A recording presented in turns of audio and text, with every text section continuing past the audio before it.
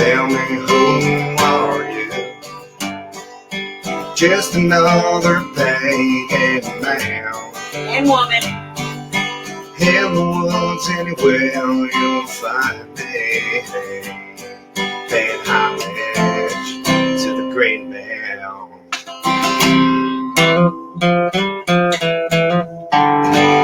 Lone Wolf Show, everybody, and I'm with my co-host, the lovely Patricia. Put it there, Patricia. Lone Wolf Show, and we have a special guest, and we always have special guests, all from around the world.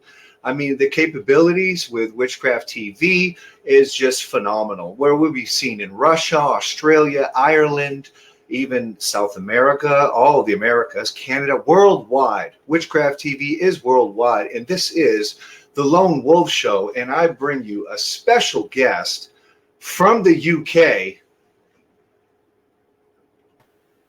Yuri, with that brand new show on Witchcraft TV, the Ogham's Grove Show. Hello. Yuri, how is the weather out there? What time is it? Is it earlier in the day? Is it further along in the day? For me right now, it's 11 o'clock at night. So you're a bit, I think we've got a 4-hour difference. And I'm actually on an island called Guernsey, which is between England and Brittany. So it's in what we call the Celtic Sea.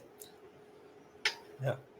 We've just been hit by a big storm yesterday. We had a load of trees come down.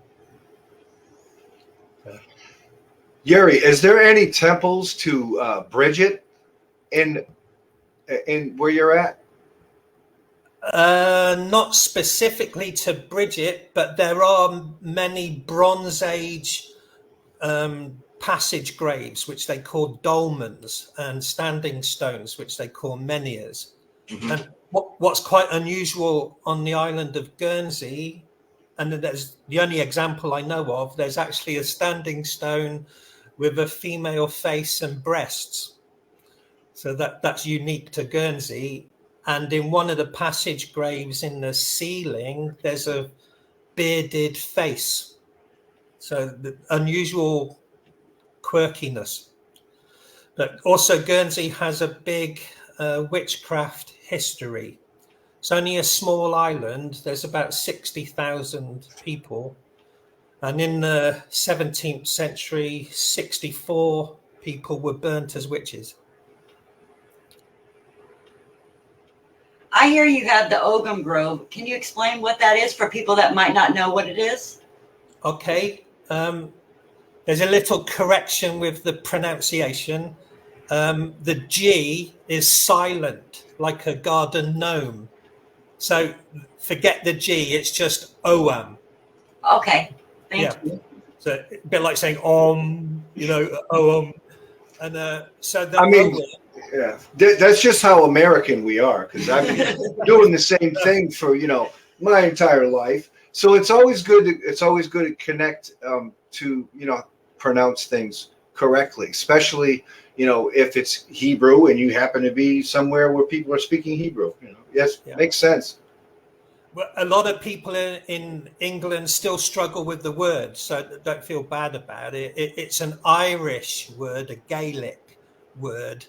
And Ogham, which looks like Ogham, is the ancient alphabet of the Celts of Ireland. So there's something like 400 stones, like standing stones, with Ogham inscriptions on them. And they date back to the 300s AD. So when the Roman Empire was in the British Isles, the Irish were inscribing Ogham into stones. Yeah, so it's a bit like the Viking runes. It's their own alphabet. And from the 14th century, we can't trace it back any further than that, but there's a description in the 14th century that each letter of the Ogham alphabet represents a tree. So it's an alphabet of 20 letters, but it's also a system of 20 trees. Mhm.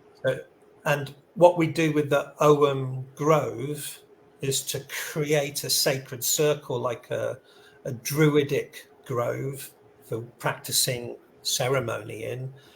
So instead of looking at the 20 trees all in a straight line, like A, B, C, D, E, F, G, we put the 20 trees in a circle. So it's a circle of 20 trees in a specific order, and it creates lots of interesting patterns that relate to the winter solstice, the summer solstice, the equinoxes, and Imbolc and Beltane, and so on. And also each tree in that circle corresponds with stars, constellations, and seasonal star law, which helps to unravel lots of Celtic mythology. Do you think it's all right to write the Ogham in pencil with a number 2 pencil in a book? Yes, absolutely. Yeah. Any way of playing with it is going to make it part of you, and so it doesn't matter what you do with it, really. There's evidence in archaeology that it was used in many different ways, sometimes in a straight line, sometimes in a circle. It's not only on old stones, it's carved into silver brooches. So it was used in many different ways. It was used in a very simple way, in the sense that you wouldn't write a whole paragraph. It's more like writing someone's name on the back of a brooch, that kind of thing. So it doesn't lend itself to big paragraphs. Appreciate that, Yuri. So I want to give a shout out to all my TikTok witches. What's up? Hashtag TikTok witches. Yeah, wicked awesome. So I wanted to ask you, what do you think about the term baby witch? Baby witch? Yeah, it's like a term that people use now, pretty freely within like the pagan community, especially in America. See, that's the thing. America must be so much different than, UK, different cultures and stuff, or like just social norms and stuff. But what do you think about the term baby witch? I've never heard it before. So I'm guessing you mean a teenage witch or a beginner witch. Yeah. Do you? Yeah. So it's like a label. That's like another label, I guess, they use here in the States. Yes. It's to identify. It's a label. It's like I think you need thresholds for everybody. That people need to make their first baby steps into something, don't they? So maybe that's what it implies. But it's like being a beginner at something, I guess, and we all have to be a beginner at some moment in time. Let me ask you, do you think that the gods created mankind, or did mankind create the gods?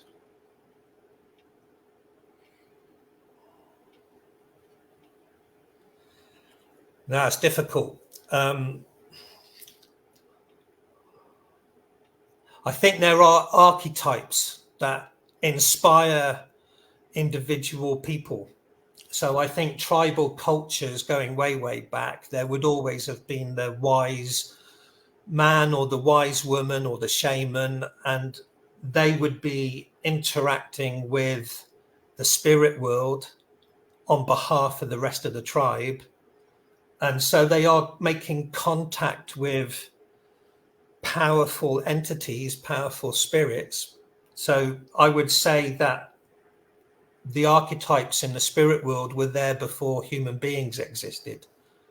But then it's perceived through a glass darkly. So then, various cultures then give their gods and goddesses names. And so as soon as you name something, you've minimalized it a little bit, or you've packaged it into it's this, it's not that, and so on. So, yeah, interesting. It's like, is Giza a sacred place, and that's why they put the pyramids there?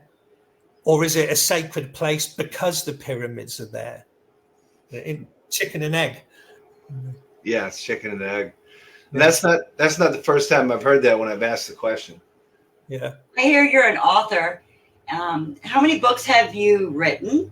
And what date did you write your first book? I probably wrote essays for various pagan journals before I did my first book. I've been involved in the UK pagan scene since 1991. It was when I first got involved with a pagan magazine called Ash Magazine. Ash is ASH, like the ash tree, and it stands for Albion's Sacred Heritage, ASH. So I used to do essays for that, but my first book of my own was 2007, and that was a book called Gwyn, and Gwyn is the Celtic god of the other world that relates to the town of Glastonbury in England, and a feature called Glastonbury Tour. So it was about Glastonbury folklore. So that was in 2007, my first book.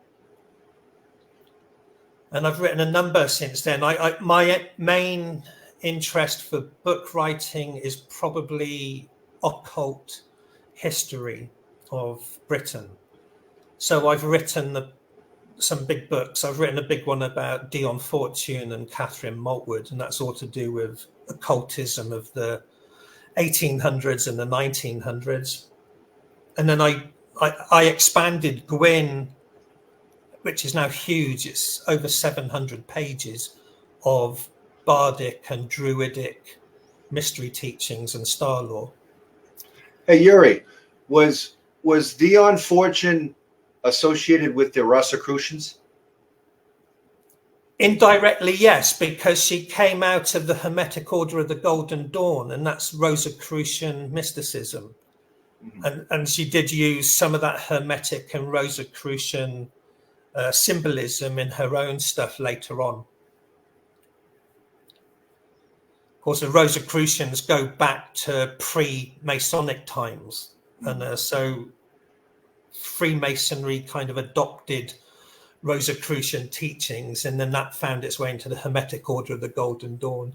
So even in World War II, Dion Fortune was involved in what we call the magical Battle of Britain, and it was a kind of psychic, magical counter action against the Nazi. It's quite popular. Yeah. It's a real popular story. Yeah, and so she used Glastonbury Tor, and the main image inside Glastonbury Tor to counteract Nazi occultism was the Rosy Cross. You know, with other imagery, but the rose on a cross was visualized by her friends inside Glastonbury Tor. Yeah. Well, hey, Yuri, some of our viewers are asking about your involvement or research with the Mabinogion, and also wants to hear about your family life. My family life? I have a 5-year-old boy, and his name is Mistletoe. And he and his mother live on the island of Jersey, which is the next island to the one I'm on. So I'm a bit of an absent father, but I see him every month. And that's just the modern world for you. But we're friendly and everything. And the Mabinogion, well, there's so much that could be said about that. They're the oldest Welsh stories of lots of gods and goddesses. Yeah. Within the Mabinogion are many, many stories and goddesses that are well known to people today, like Rhiannon, Arianrhod, Olwen, Blodeuwedd. They're all from the Mabinogion.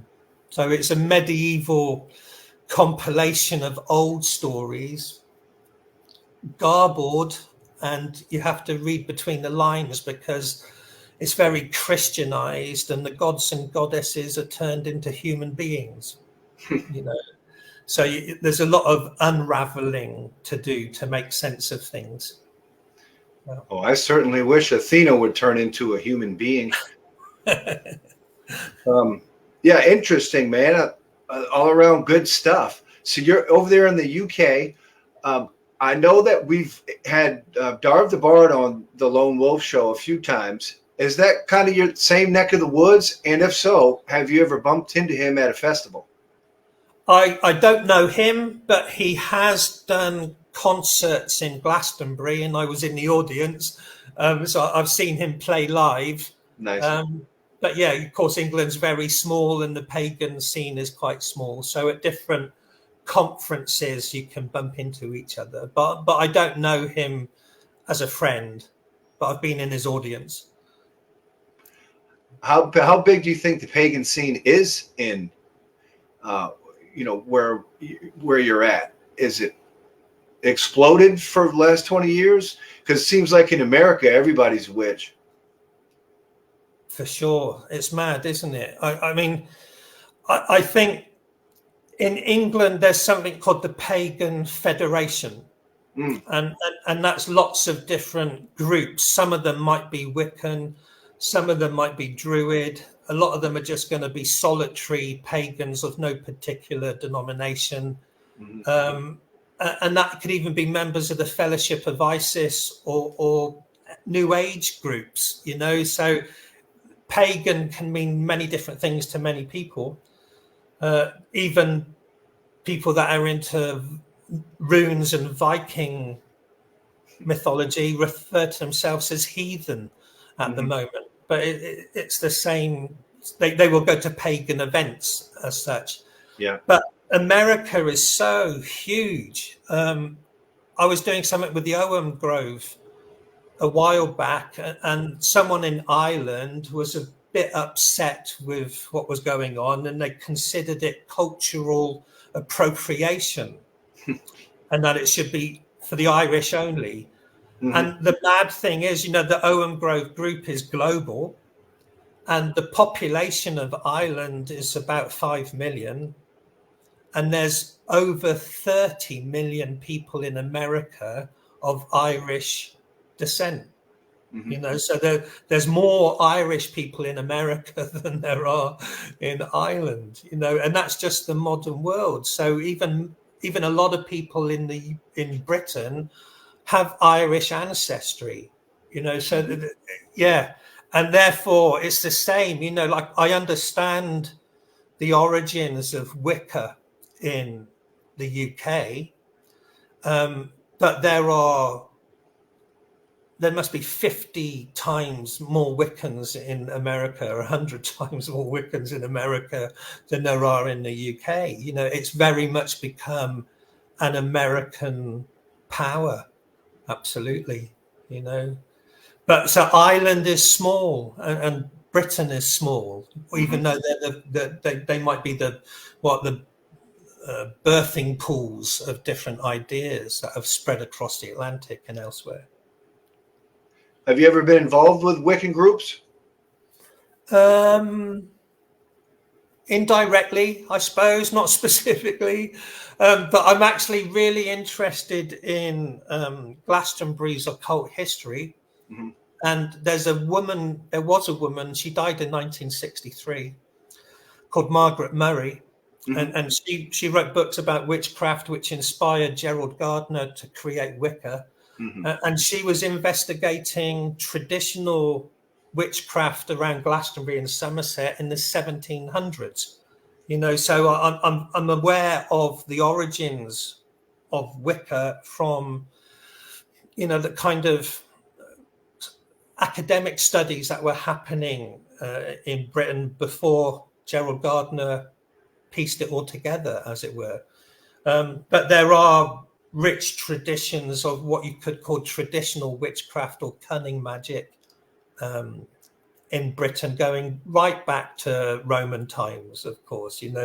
So what Margaret Murray was very good at was showing how what she called the old religion, i.e. paganism, predating Christianity and never going away and always being there in the background, and always has been there. That's what I love. Yeah. So Wicca's a bit of it's a modern world. Things are always evolving. So there's a lot of Freemasonry and Golden Dawn stuff in Gerald Yep. Gardner's inspiration, Mm-hmm. but there's also the cunning magic of Margaret Murray and the witchcraft tradition.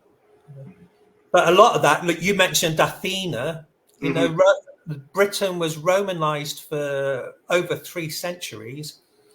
And we had all of those gods and goddesses of the classical world, Athena, Minerva, and Hecate. There were temples to those goddesses here before we were Christianized. I know that there's a statue of Minerva in Portland, Maine, in the United States. It's really it's huge. It's brilliant. So a lot of Celtic goddesses were just kind of Romanized as Minerva. They were just, so we don't know their original names, but if there's a Minerva statue, the Celts had a mother goddess or something there.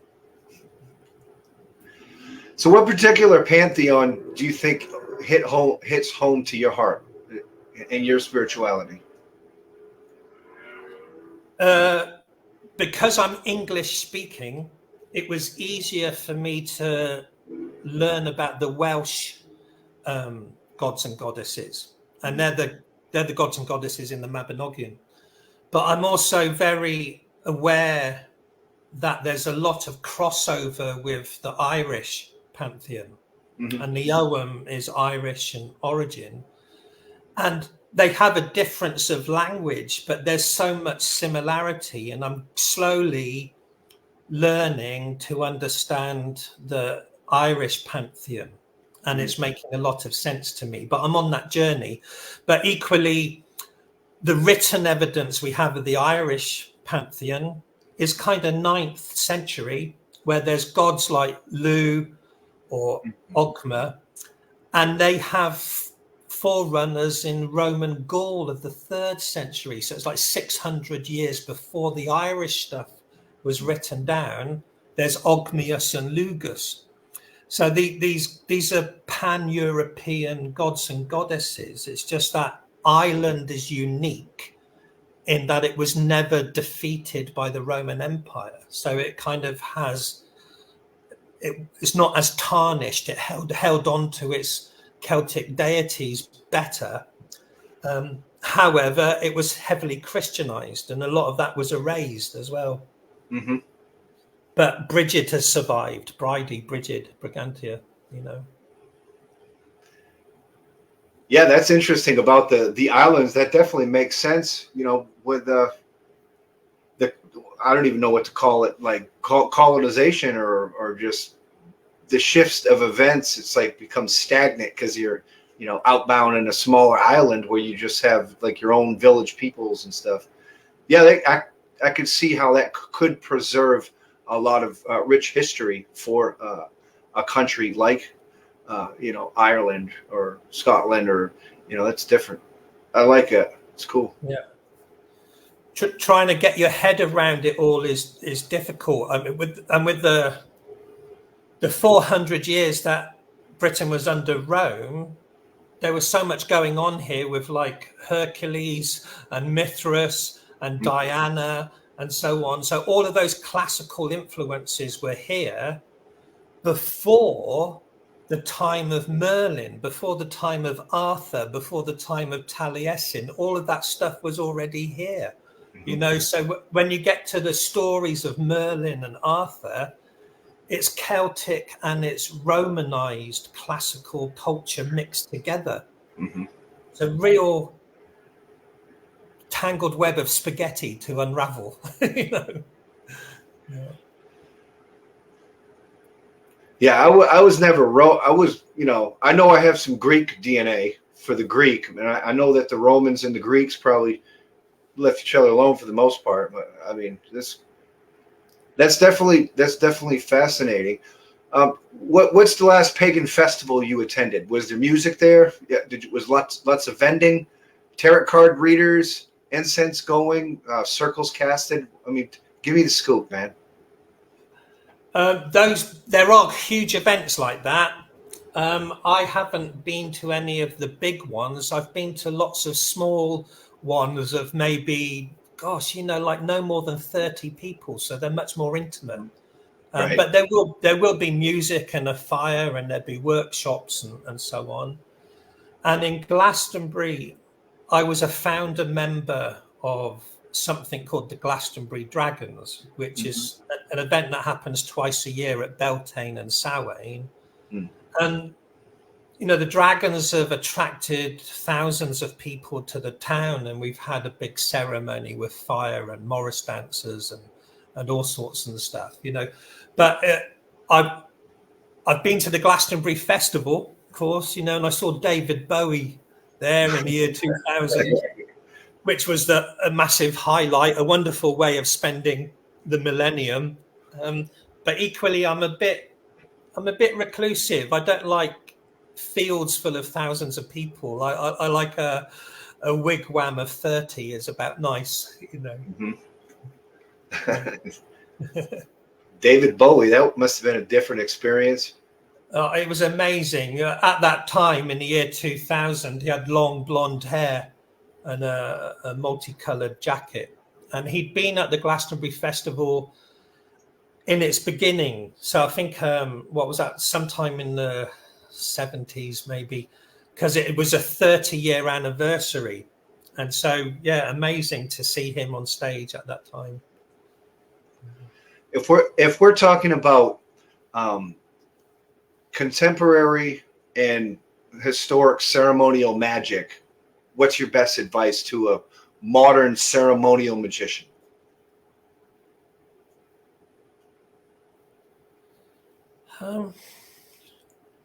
It depends on what your intent is, what you're trying to do with your ceremony, really. There's going to be self-interest as a motivation, and then there's going to be motivation that's benefiting the tribe in some way. So for me, it's always about trying to make the world a better place. Mm-hmm. In one way or another. So I'm not very. There are occultists that are just on an ego trip, and they're on a power trip or whatever, and I don't really have time for that. So that's a great place to go when you talk about the ego. So what's the best advice you could give to an occultist walking the occultic path and not tripping up with the ego? How do you contaminate the ego that it becomes beneficial? I mean, because it's useful sometimes, For sure. Ego makes things happen. But I think, is it heart driven? Is it driven from the heart, trying to make the world a better place? Or is it an empty vacuum in the heart, and you're sucking things towards you to fill up a hole that can't be filled? Mm-hmm. The different things. But to cut a long story short, the basic kind of Western magical tradition of the Golden Dawn or Aleister Crowley or whatever, that the first thing to do is to make connection with what they called your holy guardian angel. Mm. I would just call it your muse. Mm. That you have your internal muse, and that's not just a little voice in your head. That's your guardian angel, and they're on the other side working with you. So unless you're in communication with your guardian angel, who can see further ahead than you can, you're a headless chicken. You've got to work with your guardian angel or your muse, and then you're working with your eternal self and your higher self, mm-hmm. as opposed to your headless chicken just running around this world, not knowing anything really, and having petty desires. So using petty magic for whatever, but if you connect with your eternal self and your inner muse, then you're doing the great work. You're doing what you incarnated to do. Yeah, that's a good celebration right there. Yeah, so the ancient Greeks would say, know thyself. Yeah. And that means know your eternal self and all the lives you have had, or at least begin that journey of knowing your eternal self, because you are not just flesh and bone in this lifetime. You are an eternal being. Yuri, are you a John Dee fan? Yes, absolutely. What's your favorite work with his system? He's a Nokian system. What's your favorite work? So I don't actually use his system. However, I have translations of a lot of his books. And my favorite book is The Perfect Art of Navigation and stuff. And I'm very interested in, his attempt to communicate with the angelic world. Mm-hmm. Call it what you want. Angelos is just Greek for messenger. Right. So like his main muse or contact was Medimi. So you could argue that she was John Dee's muse, albeit perceived through Edward Kelly. Yeah. And stuff, but Dee, massively important. And it's a long story, but my dad wrote 4 books and I'm illustrating them. And my dad died a year or so ago. And each book is fictional, but it's about a different alphabet. And the first book was the Ogham. So I've been doing all this Ogham stuff. And the second book I'm working on now is all about the runes. So there's all the Viking stuff to work on. The 4th book is the ecclesiastical Latin of all of the monasteries. Mm-hmm. And the 4th book, when I get there, and it'll be a few years before I get there, is the Enochian alphabet of John Dee. So I will be illustrating all of that, and I will be doing artwork of Medimi and all that stuff. But that, for me, that's maybe 5 or 10 years away. Huh. Yeah. But I'm very interested in Elizabethan mysticism. Yeah. I consider the Rosicrucians part of that, and even characters like Sir Walter Raleigh in the School of Night. And Dee. Where can we find your books? So I am self-published. It's all just done through Kindle press, but it's available on Amazon. You can. They print books on demand on Amazon, so that's where you'll find them. Yeah. If you can, after the interview, can you go in the comments and you can put your address there? I would like to get a hold of that for. Yeah. See if you can. I'm definitely interested in this Enochian book that you're going to write, man. That's real inspirational, for any occultist, just to peek into your own spirituality and path and stuff. So that's really cool. Yeah, I look forward to that Enochian book. I'm not going to live that one down. That's interesting. Now, would you agree that the Enochian work, because we know that when Israel Regardie published the Golden Dawn, the big book that with all the without a lot of the manuscripts and all kinds of documents from that order that time, and he wasn't supposed to and all that stuff. But the thing that they're talking about publicly is the Enochian work at the end. And do you think the Enochian is basically the climax material for ceremonial magic for like Golden Dawn material stuff? Does it get deeper than that Enochian? I mean, because I haven't seen anything, past that. Or do they have to abduct you into the order to figure it out? Or are the orders even still alive today? So much was McGregor Mathers, and there's nothing wrong in that. A good friend of mine, the author Andrew Collins, my background is with him and something called psychic questing. But he said something interesting years ago. He said what made Aleister Crowley and Dion Fortune and John Dee, what made them unique is that they created their own magical systems. And if you're using someone else's magical system, you're doing secondhand magic. Yeah, they don't want to do that. Yeah. That's a very bitter pill. People don't want to hear that. You got to do your own and raise the bar. Yeah. So you enter a magical school like the Golden Dawn, and you learn methodologies. But then at a higher stage, it's just you, your guardian angel, your contact with the other world, and the symbols that you use. So you're learning to be a brilliant musician and then play your own jazz. Yeah. Is that kind of thing. So there cannot be higher level teachings, because the highest level is you and whatever communication you've got going on with the other world. Mm-hmm. So it's basically set up as a baseline for you to create your own from the system that they've done. Okay, that makes sense. So that, the Golden Dawn's using Hermetic symbolism and Enochian symbolism, and their lower stages are basically what you could call learning how to be psychic or clairvoyant or whatever. You're doing different methodologies. Even tarot reading is to try and open up the psyche to work with dreams and visions, sort of thing. So these are all baby witch stages, but they're necessary as well. So the power of a symbol is what it means to you.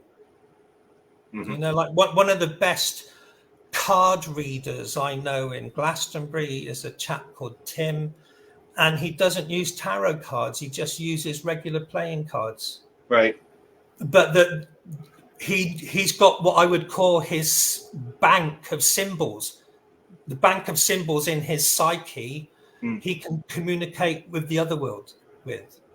And so the 3 of hearts or the 7 of clubs, he's there, Would you agree that everyone has that capability to be able to do readings for other people? And would you agree that using the playing cards and even tarot cards for that matter are just extensions of that person's own mind? Yeah, that's what they are. Cool. They're a bridge. Right. They're a bridge between your everyday consciousness and the other world. The psychic world, or whatever you want to call it, that the only way of communicating with it is your imagination and your psyche. And so these tools help you get there. Yeah. They help your mind tune in to that radio station. I'm all for the tarot cards. I think every image is a portal into a teaching and an understanding.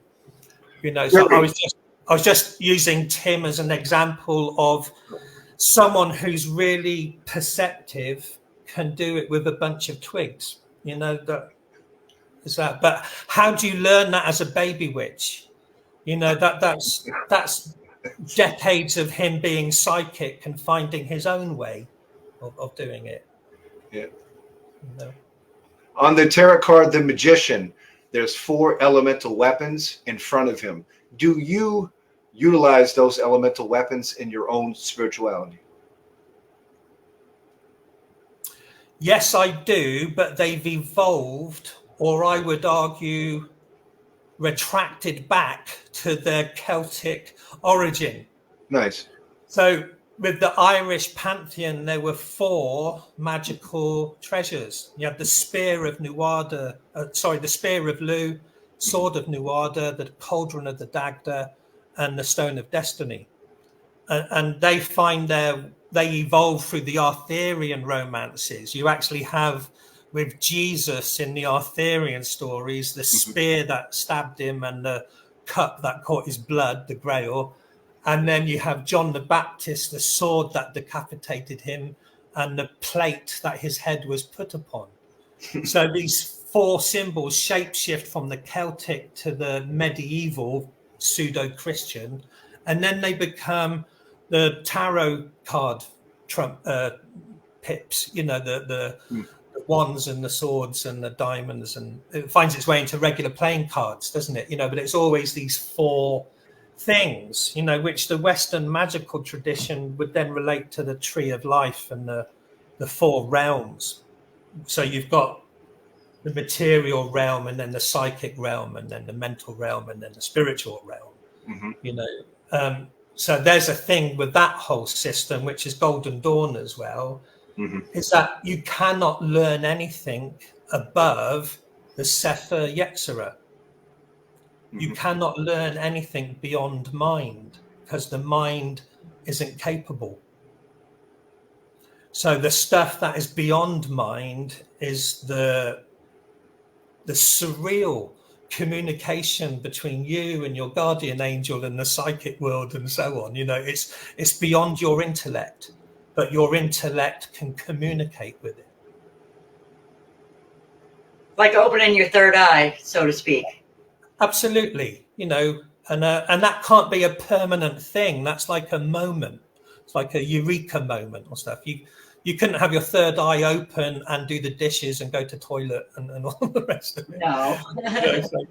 So it's something perceived in a moment of meditation or a ritual or what have you, you know. And it's beyond intellect. So the old word would be gnosis, just like knowingness.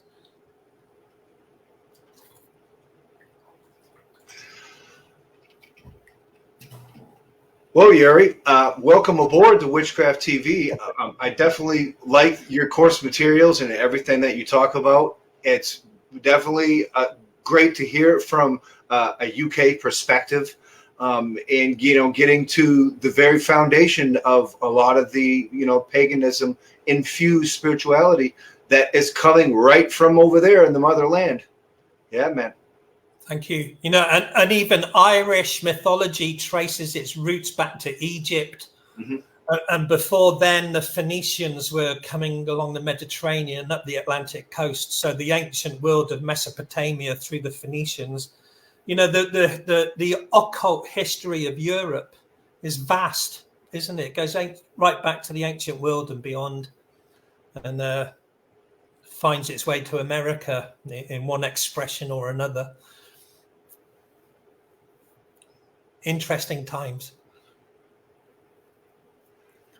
What show? What's the show, babe? What's our show? The Lone Wolf Show. The Lone Wolf Show. I'm the Lone Wolf. This is my co-host, Patricia. It was lovely having you on, and we'll see you right here on the Lone Wolf Show on Witchcraft TV. Witchcraft TV, everybody. Thank you.